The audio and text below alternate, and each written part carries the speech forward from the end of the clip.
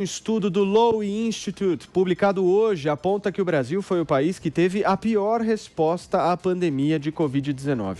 O levantamento feito pela organização australiana avaliou 98 países. A Nova Zelândia é a nação mais bem colocada. Foram analisadas as informações coletadas nas 36 semanas após o 100º caso confirmado da doença em cada país. A pesquisa levou em conta os seguintes dados: número de casos e mortes por milhão de habitantes, exames feitos a cada 1.000 pessoas, diagnósticos em relação à proporção de testes. A partir destes parâmetros, o ranking estabeleceu uma nota de 0 a 100 para mensurar a capacidade de resposta da gestão pública no controle da circulação do vírus em cada país. A avaliação da gestão da pandemia pelo governo brasileiro teve nota 4,3, abaixo de países como Estados Unidos, Irã, Colômbia e México. A China não foi avaliada por falta de dados publicamente disponíveis sobre os testes, segundo o próprio Lowy Institute. Constantino, essa parte final acho que traduz bastante coisa, né? Paulo, essa parte eu confesso a você que foi a que eu mais gostei da pesquisa, que me passou um pouco mais de credibilidade, deixar a China de fora, porque não dá para levar a sério os dados oficiais da China. A OMS, um ano depois, foi lá tentar fazer investigações, a gente sabe das restrições, médicos chineses têm sido ameaçados, instados a mentir, inclusive, né? Então a China é peça fora do baralho, mas eu tenho várias outras críticas a esse estudo, né? Eu fico com a sensação de que estamos comparando laranja com banana. Em primeiro lugar, envolver muitos dados, casos e tudo mais, eu acho que você aumenta o risco de imperfeição do estudo, porque entra aí um critério mais subjetivo, tem falhas, a própria OMS reconhece muitos falsos positivos em teste, né? Eu acho que o mais objetivo e seguro de observar é realmente óbito por milhão de habitantes, deixando também algum espaço para o diagnóstico da morte, a causa mortes variar, né? O sujeito tem 87 anos, 3 comorbidades e morreu com Covid. Fora o teste que no Brasil a gente sabe que, na dúvida, mandaram colocar lá Covid. Então, tem coisas que a gente não tem a certeza para avaliar. Mas ainda assim não é o que mais me incomoda nesse estudo, viu, Paulo? O que mais me incomoda nesse estudo é isso. Quer dizer, a Nova Zelândia é o grande exemplo do mundo. Só que a Nova Zelândia é uma ilha isolada, longe de todo mundo, com 5 milhões de habitantes. Como é que você vai comparar isso com os Estados Unidos, com 320 milhões de habitantes, com um hub do mundo inteiro, onde milhões e milhões de turistas aportam todos os dias? Ou com o Brasil, um país com dimensão continental, mais de 200 milhões de habitantes e também com muito tráfego, né? Então, não dá para comparar isso com Nova Zelândia. Então, para mim, a pesquisa do Instituto Australiano, ela cai em certo descrédito quando é para concluir coisas objetivas, quando a gente olha aqui a lista, além da Nova Zelândia, dos países elogiados, né? O Vietnã, Taiwan, Tailândia, Chipre, Ruanda, Islândia, a própria Austrália, Letônia e Sri Lanka. Quer dizer, tem alguma coisa aí nesse estudo que devia ter controlado de alguma maneira outras variáveis, né? Tamanho geográfico, fluxo de turistas e por aí vai. Elogiar que a Nova Zelândia se fechou rápido é mole, né? Quando você é uma ilha isolada do mundo já, né? Ou então a Islândia, meu Deus do céu. Quem é que vai para a Islândia, né? Então, não dá para levar isso a sério. Outro aspecto que na reportagem a transparência internacional traz também é a questão ligada à corrupção, né? Que os países com a percepção de maior corrupção foram piores em termos de resposta. Isso parece intuitivo também, parece evidente, né? Óbvio que países com mais transparência podem reagir de forma melhor a esse tipo de problema geral, né? Como uma pandemia, mas eu quero chamar a atenção também que aqui o Brasil tem não só uma corrupção que vem de longa data, não é de hoje, como os estados parecem ser os suspeitos número 1, né? Então, o Covidão é uma realidade. Manaus, que já tem vários problemas, a infraestrutura hospitalar capenga, tudo isso, né? Andou aí levando a população brasileira à comoção, e isso tem muito mais a ver com gestão local do que qualquer coisa nacional, né? Então, de novo, se a conclusão desse estudo é de alguma forma para explorar essa campanha toda difamatória do governo federal e do presidente Bolsonaro não cola, né? Com esses critérios não cola. E, por fim, eu já tenho dito aqui, mas repito, né? Eu tenho muita curiosidade para entender por que governadores que tiveram ampla autonomia nessa pandemia, até mesmo delegada pelo Supremo Tribunal Federal, por que governadores de estados que são os piores, ou pelo menos pior do que a média nacional, como é o caso de São Paulo, né? Se fosse um país, seria o 14º de morte por milhão de habitantes, o Brasil é o 21º, né? Por que esses governadores acabam posando de os grandes homens da ciência, os grandes gestores responsáveis por salvar vidas? Tem um estado que desponta com números e resultados muito melhores no Brasil, é Minas Gerais. Mas nós não vemos o governador Zema fazendo marketing de si próprio o dia todo, né? Diogo Schelp, sua vez.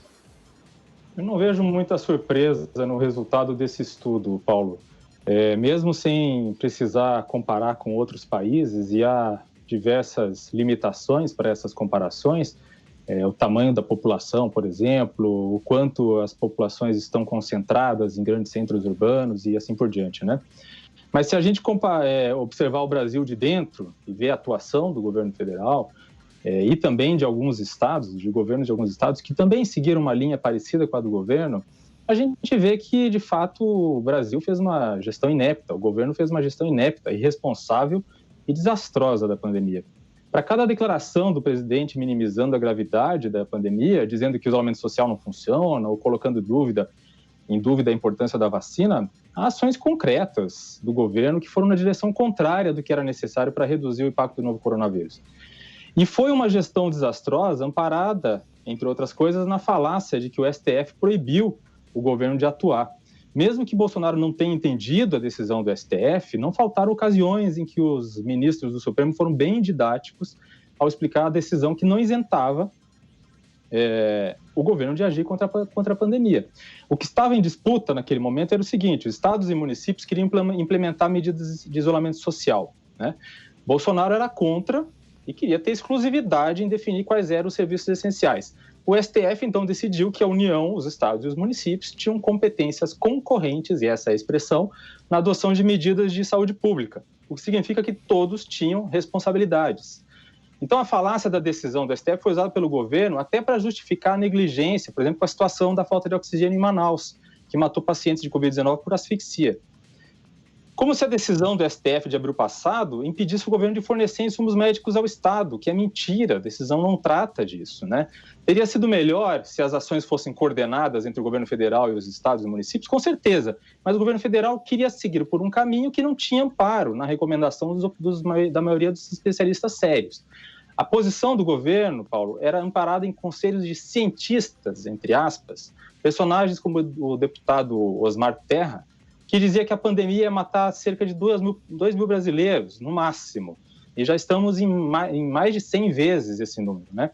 Com base nesses conselhos, o Bolsonaro chegou a dizer, por exemplo, que o Brasil não teria tantas mortes quanto a Itália, porque lá a população é mais idosa e o clima mais frio. E o resultado é que aqui no Brasil, a idade média dos mortos é mais baixa e o clima mais quente não impediu o avanço da pandemia. Então, o que aconteceu foi que o Bolsonaro não quis escutar o contraditório e se cercou de puxa-sacos, bem ao estilo de governantes de pendor autoritário. Teve prefeitos e governadores que seguiram na mesma linha. São Paulo, apesar dos números que são proporcionais à população, São Paulo não teve cenas, por exemplo, de pessoas morrendo na fila de UTI, como teve em Manaus, ou situações dramáticas parecidas com essas no Rio de Janeiro. Então é o seguinte, um mau líder, seja na iniciativa privada, seja no governo, é aquele que só escuta pessoas que dizem que ele quer ouvir. O resultado é isso que a gente está vendo. Marcos Souza, vai lá. Olha só, Paulo, é óbvio e claro que o Brasil tem graves problemas no combate à pandemia, mas não sei se somos os piores do mundo. Esses dados aí dessa ONG australiana, que nos coloca em último lugar, tem problemas, o Constantino já apontou alguns, e eu quero reforçar outro aqui. Essa ONG não investigou a China, que é o epicentro da pandemia. O estudo que não parte do início do problema é manco, para não dizer outra coisa. Aliás, o estudo até fala lá que a China se recusou a fornecer dados, como vem fazendo sistematicamente, inclusive, né? Aliás, qual é o medo da China, hein? em disponibilizar dados. Nem o pessoal da OMS, que a direção é totalmente pró-China, entra lá. E a China tem a esconder do mundo sobre os dados da pandemia. Bom, a conclusão do estudo foi que o mundo em geral respondeu de maneira medíocre à pandemia. Na verdade, ninguém sabia direito o que estava fazendo desde o início. Todos os governos estavam perdidos. Aliás, muitos não sabem até agora o que estão fazendo. A prova são essas decisões aí atrapalhadas de bandeiras vermelhas em determinados horários e em outros não. Esse lockdown eterno que muita gente defende até agora. Essa politização no uso de vacinas e medicamentos.